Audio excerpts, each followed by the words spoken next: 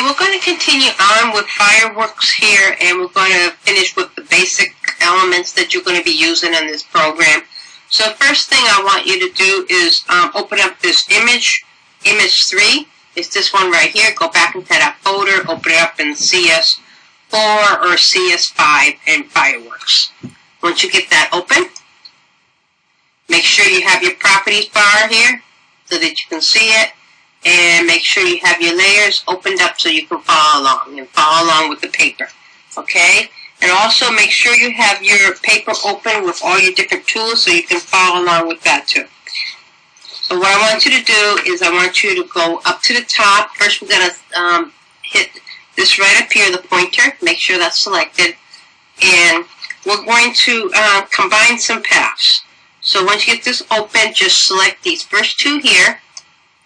And you're going to go up to the top where it says Modified, and go down where it says Combine Paths, and Join. Now you notice that this area opened up in between, that you have created this effect, but also that both of these circles are now red. The reason for that is because whatever image is in the background, that's the color that this is going to take on. So if you had the black in the background, this would be black.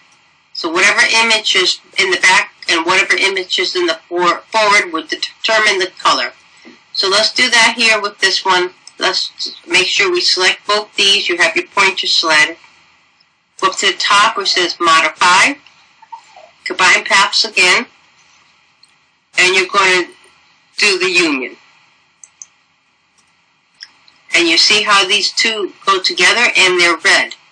That's because the red was the one that was in the background. So let's do the same thing here. Make sure you still have the pointer selected. Select these 2 images. Now you notice that the black is in the background, so this image should come up black. Go up to the top, it says Modify, Combine Paths, and this one we're going to intersect.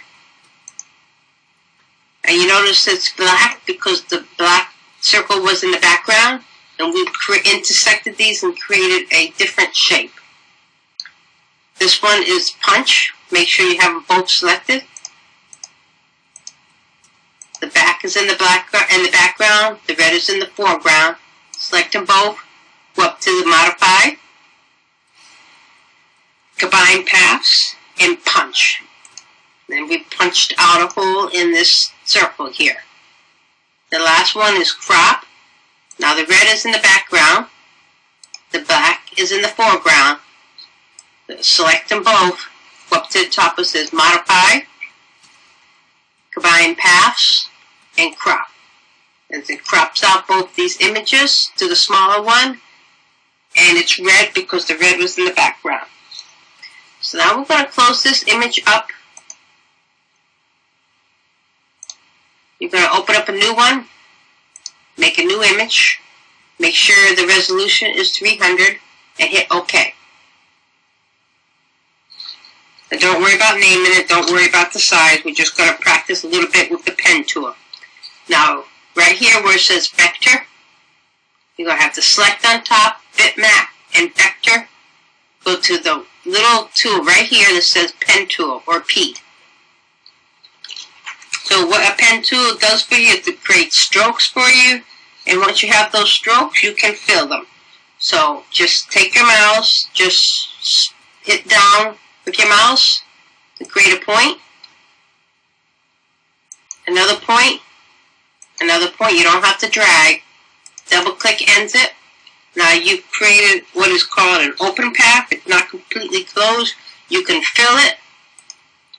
You pick a color, you can fill it. But you cannot work on the image because it's not closed. So let's get rid of that. Use your pointer. Delete that image.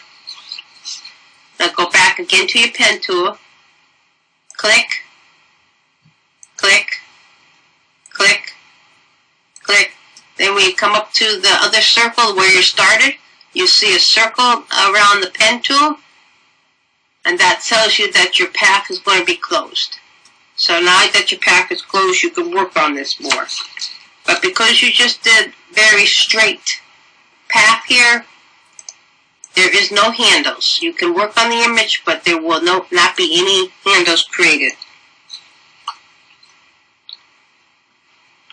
Another thing that you would like to do when you're working on this is go back to the pen tool, and when you hover over a point, you'll notice that a negative sign will come up around your pen tool, and click on that and it will delete your point.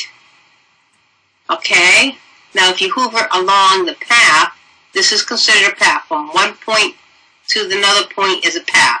You hover along the point in a path and you see like a plus sign, select that, go back to your sub-select tool up here, and you notice you created a point and you can move it up and down. We'll do that again. Okay? Make sure you have the pen tool selected. Hover over the point, we'll minus it. Hover along the path, we'll create a point. Go back to your sub-select tool and you can move it. Okay, let's get rid of this image. Go back to your pointer here. Select the image and delete it. Okay, so now we're going to make a curved path. Go back to your pen tool. Now with this you have to click and drag. Click and drag. Click and drag. That's how you make a curved, and then you have handles. When you make a curve along your path, you create handles, and with the handles you can work on it and create many different things. Let me do that again. Make sure you have the pen tool selected. Click and drag. Click and drag. We'll create handles along the path with points, and you can work on this. Go back to your sub-select tool here, and you select your points, and you have handles, and the handles you can drag them and create all different kinds of images with it.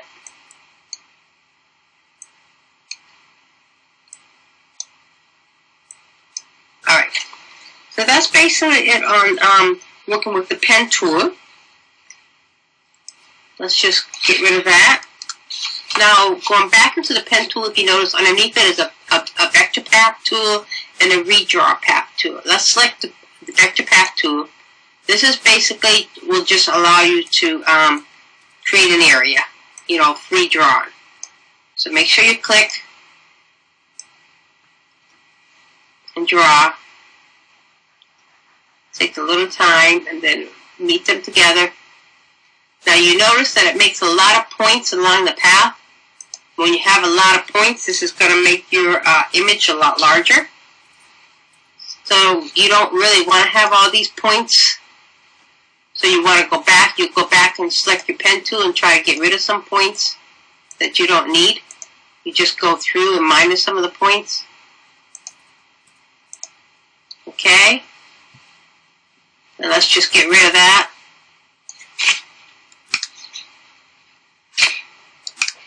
And underneath this one is the redraw path, which I haven't been able to get to work. It's supposed to, when you use this tool and you create an image, the redraw path is supposed to minus the area that you've been working on, but it doesn't seem to be working for me. So let's get rid of both of these. Okay, so now we're going to open up this last image here. It's called The Nutty Professor. You can find that in the same folder. Okay, just select that and open it up in Fireworks CS4 or CS5.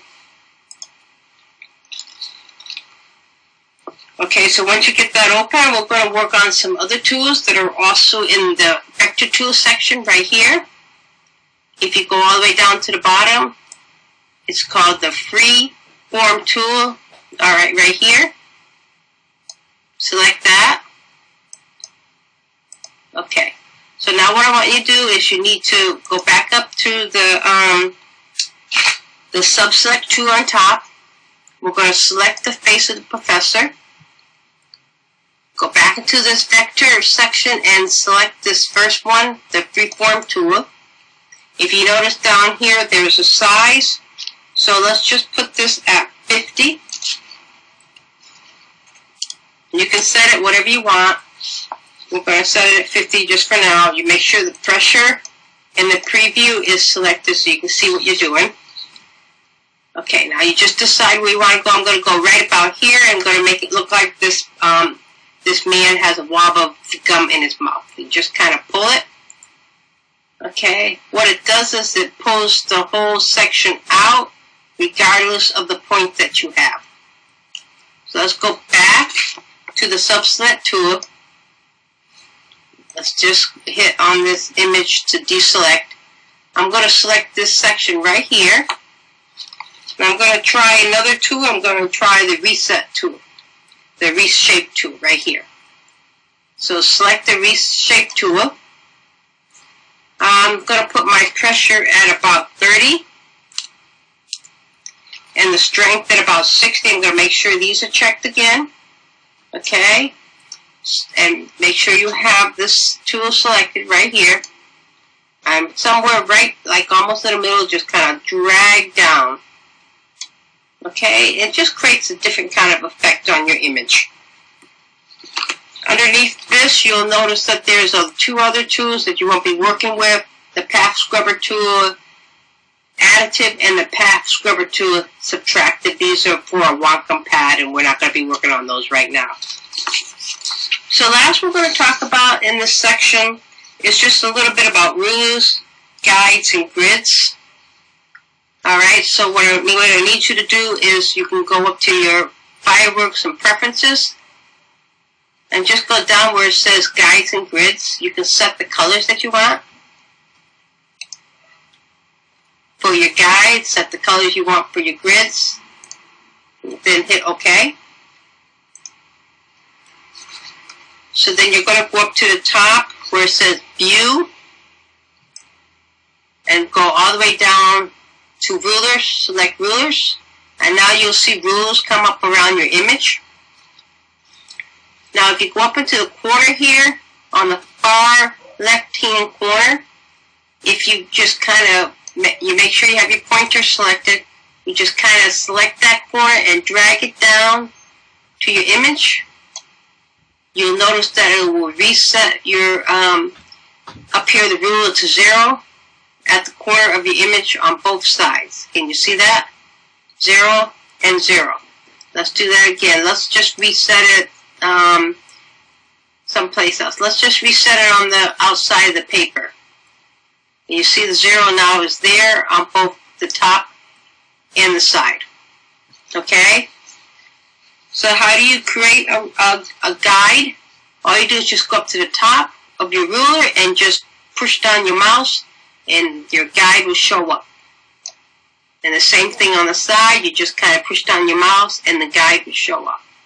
This comes in handy when you're trying to work on an image and you want it to be exactly perfect. You can just set up your guides to where you want your images to fall. Now if you go up here to the top where it says View, Guides, you'll notice that you can select Clear Your Guides. And this will clear all your guides. So let's just do one more thing. Let's just do a grid. Let's just hit Show Grid. Okay, you notice that you have a grid now behind your image. This will help you when you're creating an image. If you want to make sure everything is lined up perfectly, you have lines. You can set this if you like. Go up to Grid and it says Edit Grid. You can make the boxes smaller. And see that now the boxes are a lot smaller. It depends on how much what size your image is, how small you need to have this, or how large you need it. You can set your grid up to anything you like. Okay, so that's pretty much the end of this basic Fireworks basics, and we'll get into more complex firework applications after this.